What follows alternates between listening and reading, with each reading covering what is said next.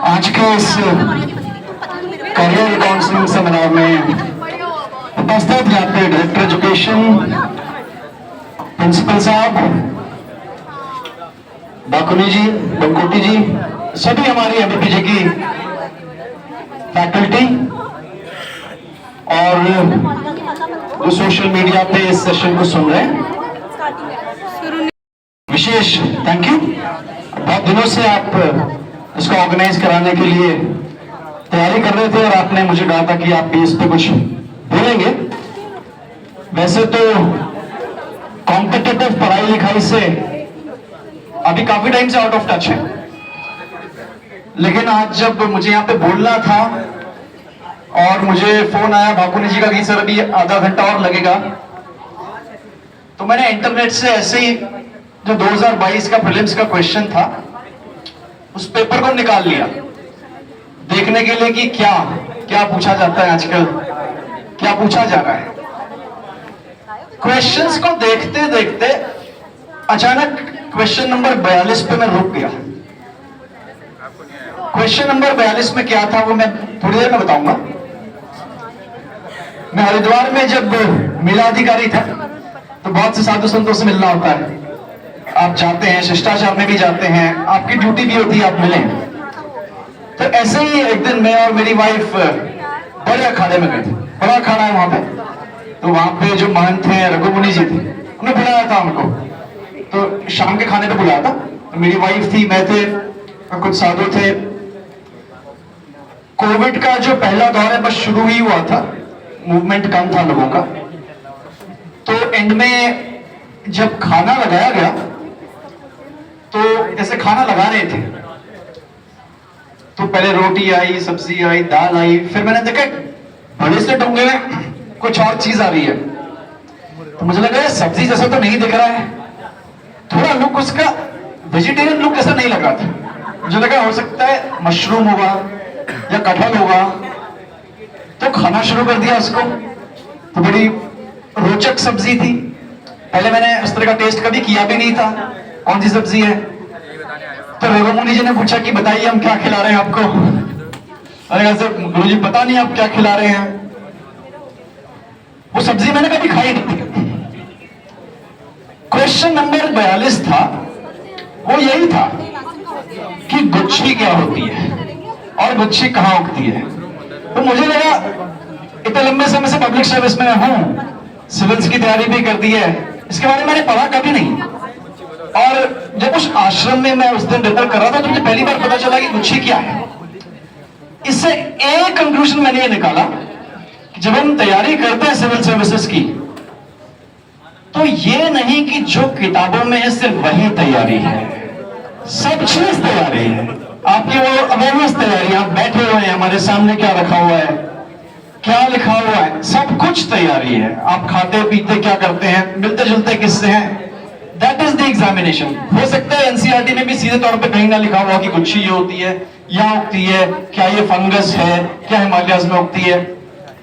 आगे जाके फिर जब मुझे पता चला तो मैंने गुच्छी पे काफी रिसर्च की और फिर मैं उनसे काफी बार मंगवाता भी था कि भेजिए हमारे लिए। तो मुझे पता चला कि ये ई कॉमर्स साइट्स पे ही मतलब काफी महंगी बिक रही थी। It's a really expensive kind of a vegetable. फिर उसी में मैंने थोड़ा बहुत आपके लिए नोट्स बनाए 15 मिनट में। खैर नोट्स में कल ये देख रहा था कि बाय एंड लार्ज क्वेश्चंस किस पे आ रहे हैं। आज भी क्वेश्चंस इकोनॉमी पे, जो इंडिया की पॉलिटी है उस पे, जो ऊपर गैलरी वाले आप सुन पा रहे हैं कि नहीं? आवाज साफ है?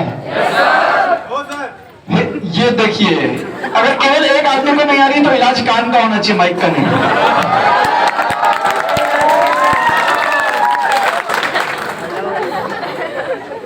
करंट अफेयर्स पे क्वेश्चंस आ रहे हैं, साइंस पे आ रहे हैं, ज्योग्राफी पे भी आ रहे हैं, वर्ल्ड अफेयर्स पे आ रहे हैं। बहुत से क्वेश्चंस मैंने देखा कि इंफॉर्मेशन टेक्नोलॉजी पे ये बढ़ रहे हैं क्वेश्चंस, एनवायरनमेंट पे क्वेश्चंस बढ़ रहे हैं, यूनाइटेड नेशंस पे बढ़ रहे हैं।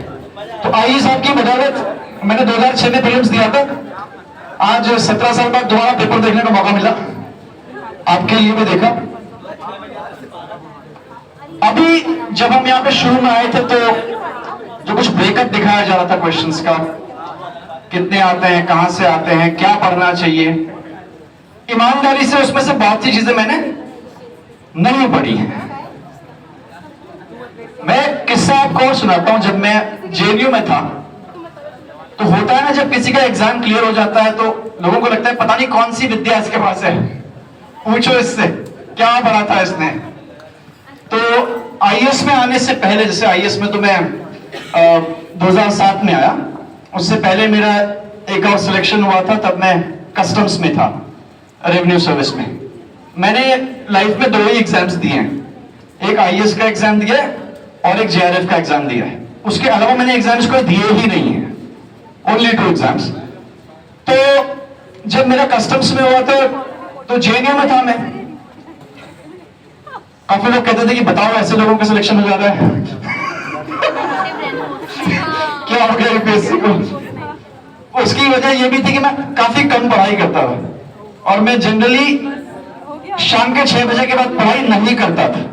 6 बजे पढ़ाई बंद। उसके बाद चाहे आपको घूमना हो, चाहे मूवी देखनी हो, चाहे कुछ भी करना हो, जो भी हम स्ट्रैटेजी बताते हैं, एक्चुअली इनसे काउंसलिंग सेशन से एक बड़ा नुकसान ये होता है, फायदा तो खैर होता है, नुकसान ये होता है कि जो मेरे लिए काम कर रहे हैं जरूरी नहीं कि आपके लिए भी काम करें।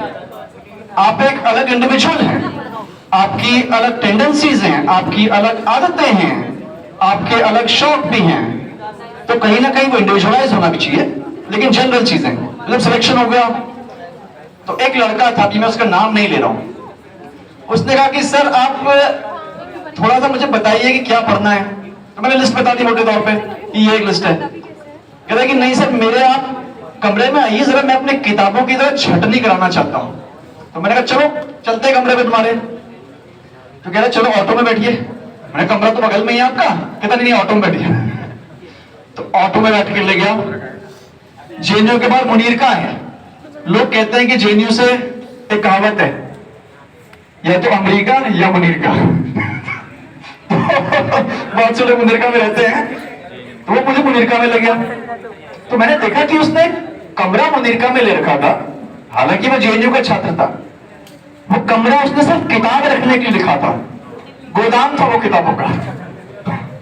और किताबें शुरू हो रही थी जमीन से ऊपर ऊपर ऊपर सीलिंग तक।